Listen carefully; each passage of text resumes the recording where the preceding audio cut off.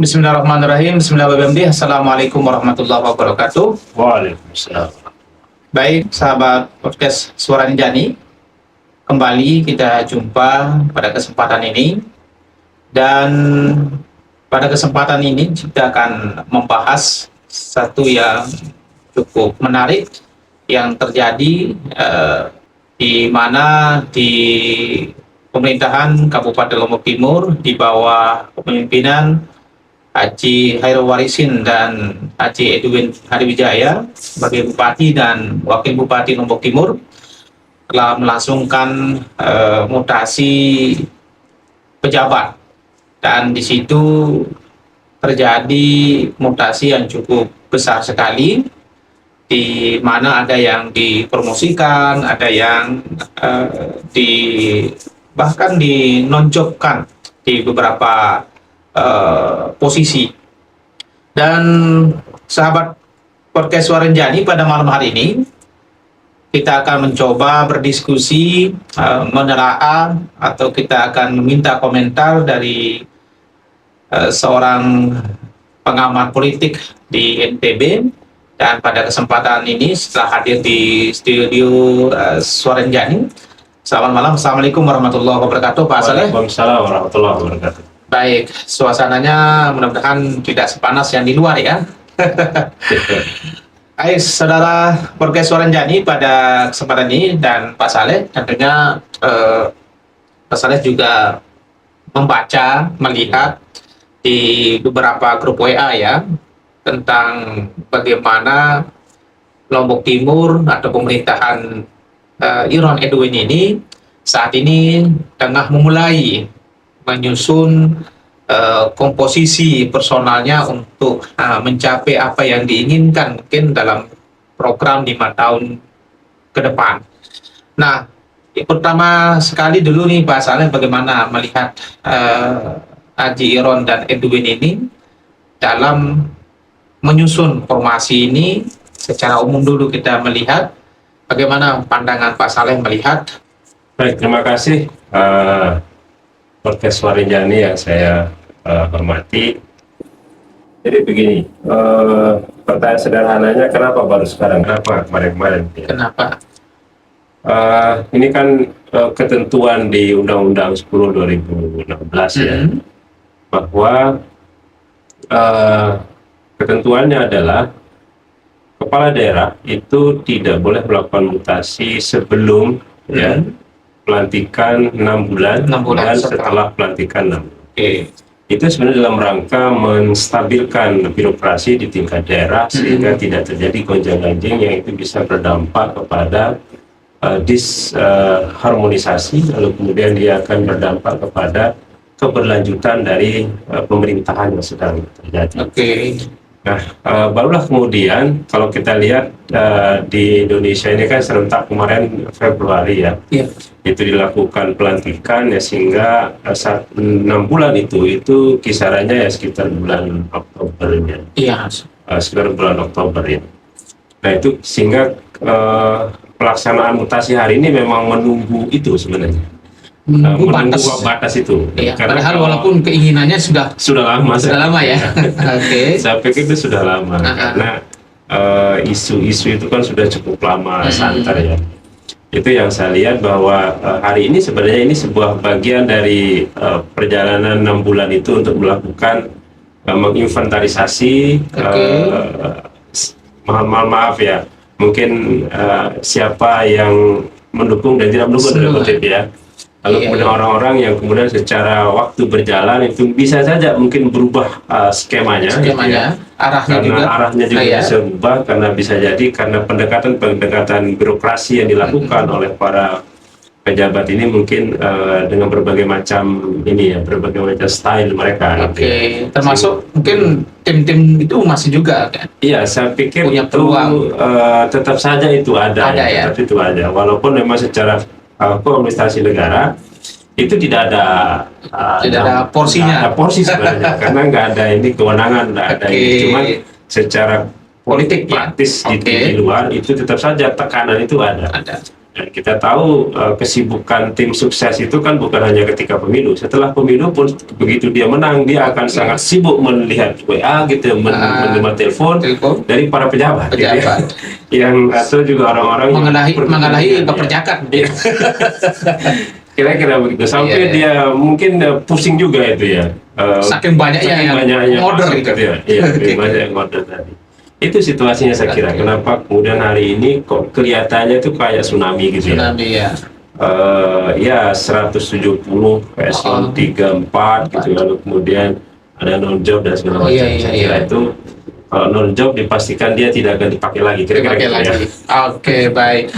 Jadi memang strukturnya harusnya dimulai ya, membangun komposisi yang kuat ya. Betul. Nah, cuma sekarang ini kita melihat bagaimana Pak Saleh melihat, terutama sekarang ini yang non-job. Kan ada yang mengatakan ya dikembalikan, atau Bupati dulu pernah berucap yang guru akan dikembalikan menjadi guru, yang kompeten dipakai. Tapi yang menarik itu adalah dari 170 pejabat yang dimutasi kemarin, kurang lebih sekitar 37 plus 5 eselon 2 yang kena mutasi, yang kena non-job. Itu bagaimana tuh Pak Saleh ini? Kok bisanya ada eselon 2 ini? Begini ya, jadi ketentuan itu kan sebenarnya itu berdasarkan undang-undang pokok kepegawaian ya. Karena yang namanya itu kan jabatan karir ya. Jabatan karir itu ya dari 1, 2, 4, 3, 2, 1 gitu ya. Itu kan karir sebenarnya. Nah, cuma ada cumannya itu dalam penentuan karir itu. Salah satu pertimbangan itu selain kompetensi, itu soal loyalitas. Jadi tanda kutip loyalitas ini memang sangat subjektif. Subjektif dari siapa yang sebenarnya yang berkepentingan dengan makna loyalitas itu. Ya tentu pemimpin yang sedang berkuasa. Artinya apa? Apapun retorika, apapun diskusi, apapun ucapan yang disampaikan oleh pemimpin itu, dia punya kepentingan soal loyalitas.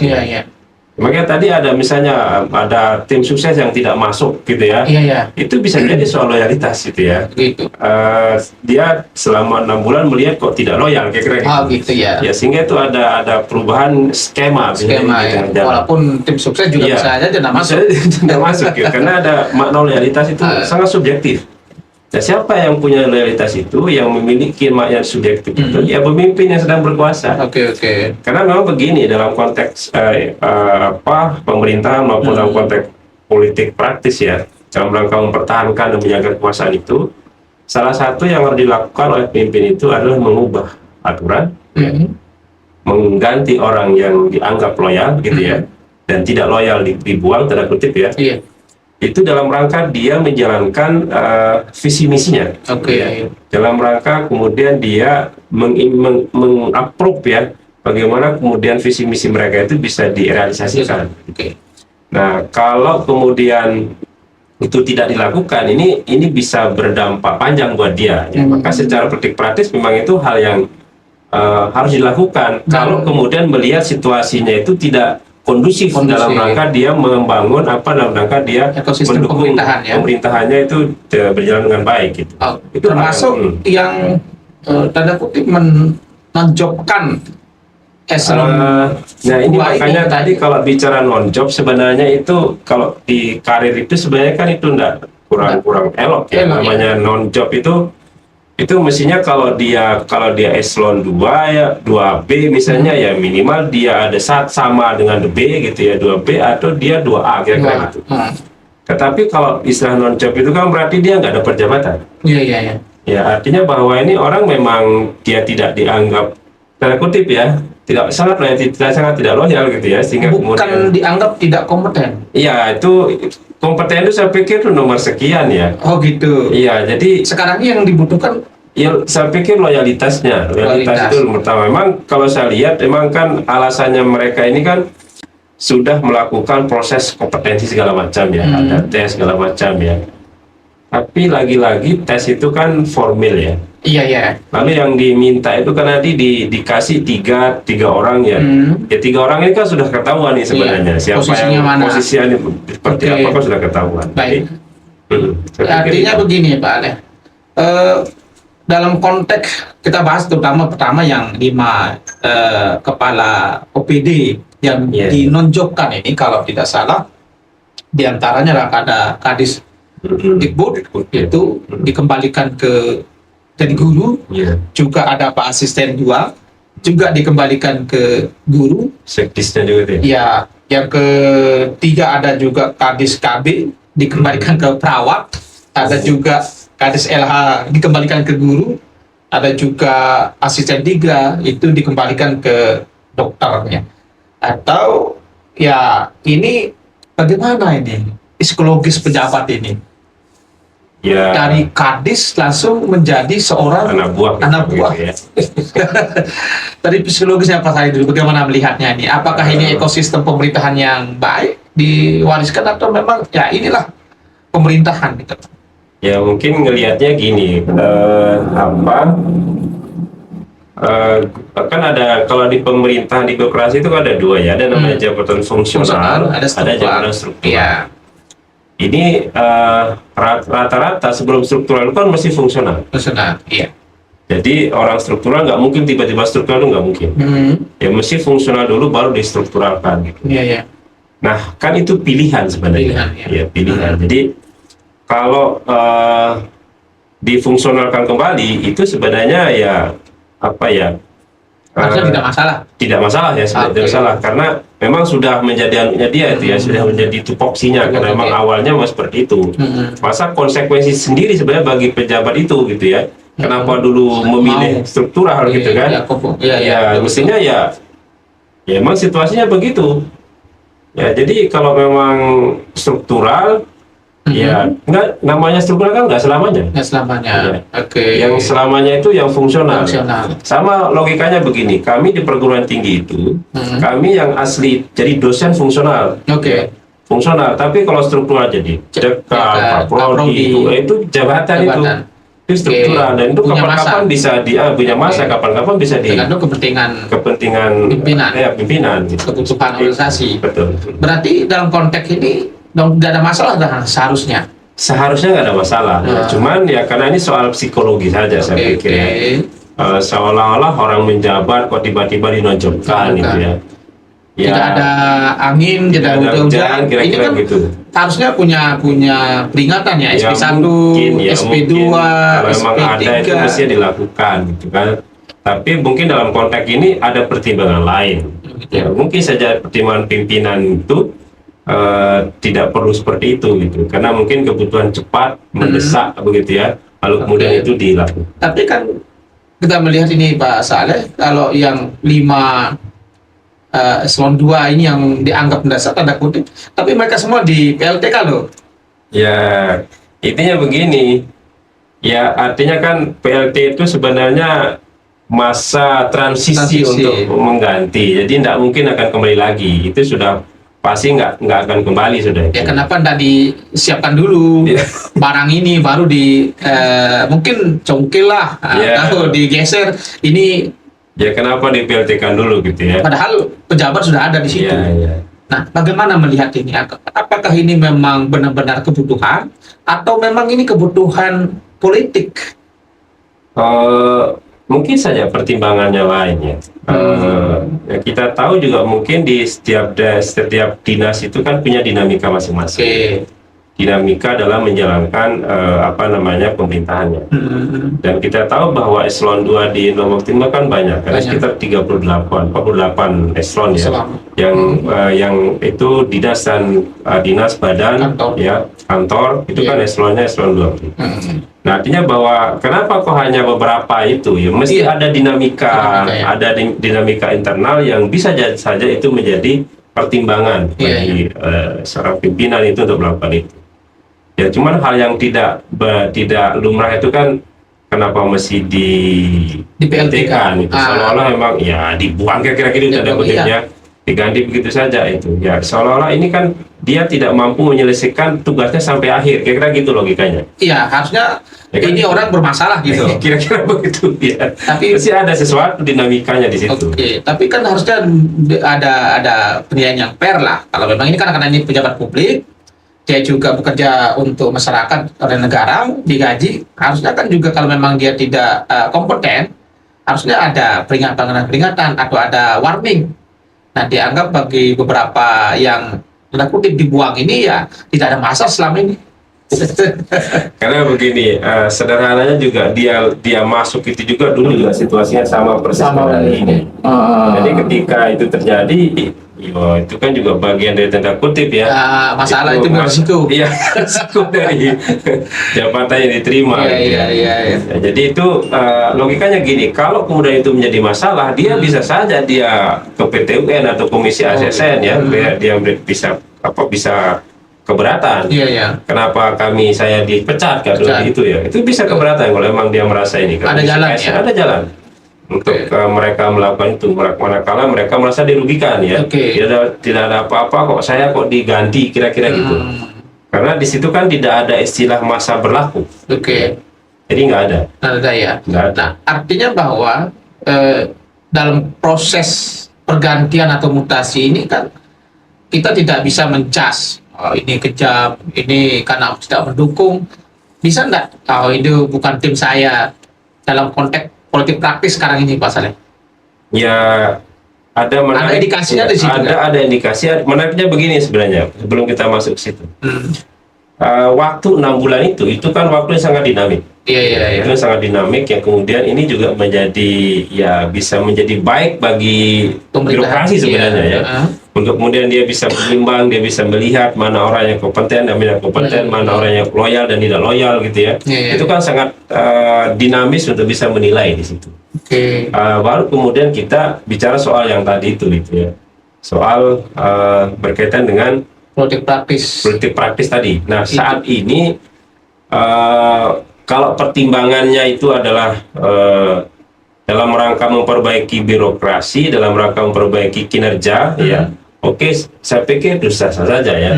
Tetapi kalau kemudian yang menjadi pertimbangan itu adalah tanda kutip ya like and dislike, saya kira itu menjadi problem ya. Jadi problem bagi keberlangsungan birokrasi itu sendiri.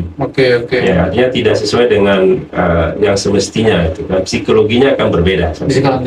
Artinya bahwa memang dalam mutasi ini adalah memang tergantung kebutuhan daripada organisasi pemimpin itu. Dan Pak Saleh mungkin bisa memberikan pandangan bahwa dengan mutasi yang cukup besar ini ya 170 ini ada kurang lebih 37 pejabat eselon 3-4 yang dinonjolkan, ada 5 pejabat tinggi Pratama juga dinonjolkan. Nah, ini bagaimana melihat pemerintahan ini atau kondisi sekarang ini? Ya begini, jadi untuk menjalankan pemerintahan yang tanda kutip sesuai dengan yang diinginkan oleh pemimpin bupati maupun wakil bupati ini, maka dia memang harus benar-benar selektif ya, untuk menempatkan orang-orang yang sesuai dengan kompetensinya. Kalau itu secara profesional ya. Tapi kalau emang pertimbangannya adalah karena tanda kutip dia itu adalah tim sukses gitu ya, orang yang berjasa ketika dia dulu, dan ini tidak bisa kita bohong ya. Mungkin kalau secara normatif kan nggak boleh PNS itu melakukan itu. Tapi faktanya gerasa gerusuk di tingkat mereka itu juga sudah menjadi rahasia umum ya. Itu rahasia umum, itu sangat terasa. Saya pikir itu kita bisa pantau kok itu, kita bisa pantau. Dan beberapa yang memang tim sukses itu ya memang dapat posisi sekarang, yang dulu dibuang gitu ya, sekarang dapat posisi. Kita bisa lihat di beberapa tempat itu, dan tidak bisa dipungkiri itu memang terjadi seperti secara praktik bahwa memang dia punya andil ketika dulu pilkada gitu. Dan itu ada deal-dealan mungkin. Ya pasti, bahkan kan Pak Bupati juga sempat ngomong kan, ini PNS kok maunya banyak sekali gitu. Jadi kan itu berarti kan itu ada deal-dealan kan? Ya, di antara PNS itu sendiri. Berarti sekarang ini mau tidak mau, diakui tidak akui, kita tidak akui, tim sukses itu masih berjalan dong sekarang ini. Iya, saya pikir memang masih ya. Artinya tangan-tangan tidak kelihatan itu masih. Iya. Tangan-tangan kelihatan. Mempengaruhi enggak? Ya, saya pikir mempengaruhi ya, mempengaruhi. Walaupun memang secara teknis birokrasi dia tidak bisa masuk ya. Tetapi opini publik itu ya, kemudian apa namanya, orang-orang yang tanda kutip punya jasa dengan punya jaringan ke dalam. jaringan itu, dengan ke dalam itu mereka mesti punya itu punya datanya. Oke, berarti memang ya ada politik dan birokrasi ini mungkin sekarang sulit kita bisa pisahkan ini. Memang ini agak ribet ya. Selama pembina ini di bupati, kemudian selama PNS ini memang dia ada kaitan dengan langsung ke daerah, otonomi daerah ini, ini agak susah dilepaskan itu ya, politisasi birokrasi itu. Kalau mau ya semua harus dipusatkan. Gitu. Jadi di daerah itu aman. Ya, tidak ada sangkut paut dengan siapa yang kepilih, itu tidak ada penting. Nah, kalau sekarang posisinya seperti hari ini, itu tetap saja dia tanda kutip yang memburu kuasa itu akan mendukung siapa akan menjadi calon bupati. Karena memang situasinya seperti itu ya. Dan tidak bisa dipungkiri sekarang, tidak bisa dilepas sekarang ini. Bisa dilepas. Karena mereka juga punya budget sendiri. Itu sebenarnya. Maka kemarin ada isu misalnya eselon 2 itu diangkat oleh pusat itu bagus itu ya. Atau paling tidak mungkin di pemerintahan provinsi karena sebagai perpanjangan tangan pusat, atau tidak cukup? Enggak cukup, itu tetap saja karena ada politik praktis juga di situ ya. Jadi kalau di pusat itu kan bisa Mendagri, Mendagri, udah Mendagri gitu. Jadi selesai urusannya. Kalaupun kemudian lobby ya udah, itu kan lobby terbatas ya. Tapi kalau di sini kan terbuka lobby. Sangat terbuka. Jadi tim sukses juga menjadi perjakat yang sungguh kuat gitu kan. Yang tangannya nggak kelihatan.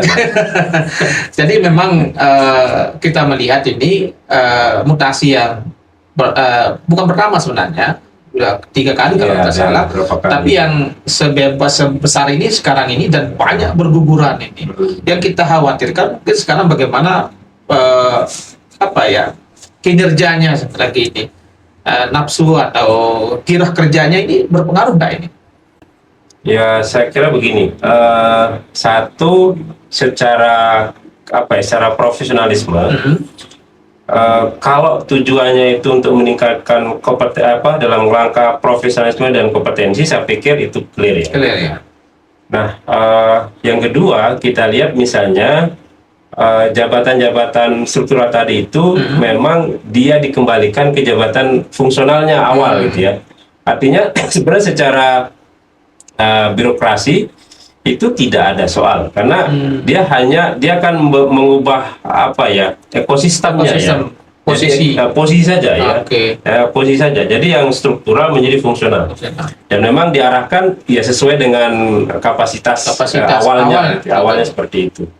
Ya, sehingga yang terjadi hari ini ya, saya lihat kalau memang itu diarahnya semua itu memang beroperasi murni untuk meningkatkan kinerja, ya mungkin ada positifnya itu.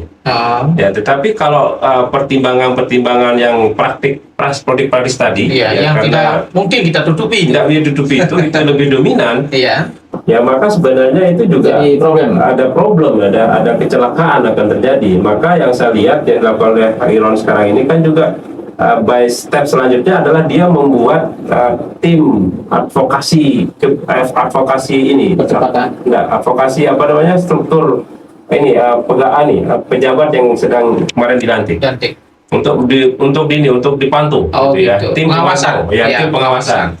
Mungkin dalam rangka itu, dalam rangka memberikan kepastian kepada publik bahwa yang saya angkat ini orang benar loh ya, atau kalau tidak benar kita ganti dia, gitu ya.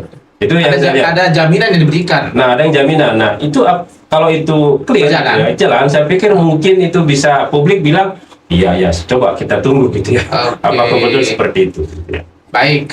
Tadi Pak Saleh mengatakan bahwa kalau memang ini dikembalikan pada pakem awalnya yang struktural, kembali ke struktural, itu mungkin tidak ada masalah.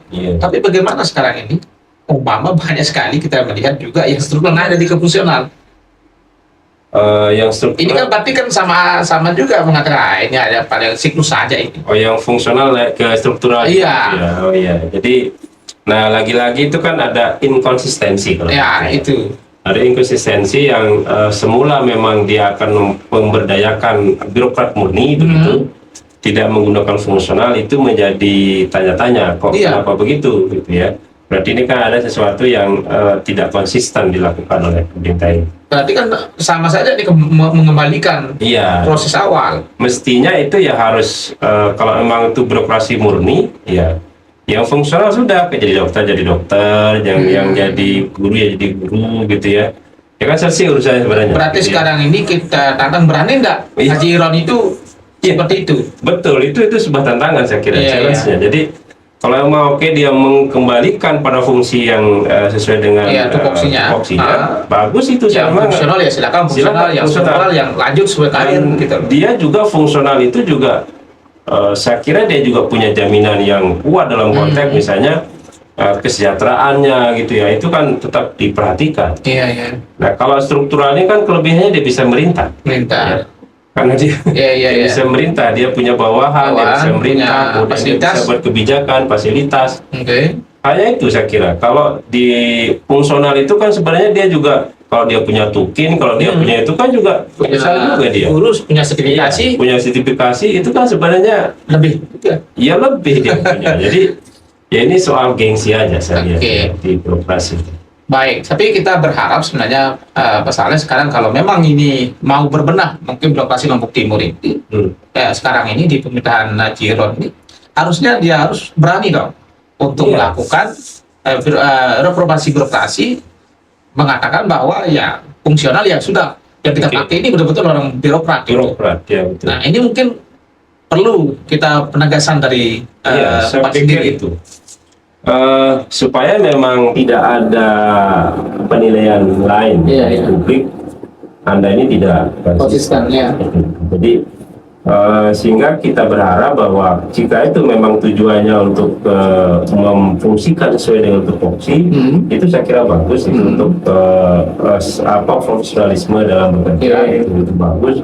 Dan kita berharap memang orang-orang yang akan duduk di birokrat itu memang orang yang punya leadership punya leadership, punya kemampuan untuk menggerakkan eksplorator. Jadi kalau dia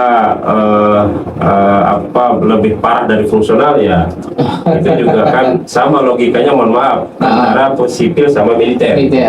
Jadi kalau sipilnya itu mau berkuasa terus tapi tidak ada perubahan, kenapa tidak militer? Gitu kan? Jadi kan seolah-olah seperti itu logikanya. Berarti ini harus memang betul mencari yang punya kompetensi ya. Betul. Jadi walaupun dia orang struktural, orang birokrat, tapi kalau tidak punya kompetensi ya apa salahnya juga ngambil dari orang fungsional. Nggak salah itu, saya kira. Tapi itu tadi sebenarnya, karena struktural ini kan siapapun ketika dia punya persyaratan untuk menjadi struktural kan boleh. Kan itu kan bisa direkrut kan.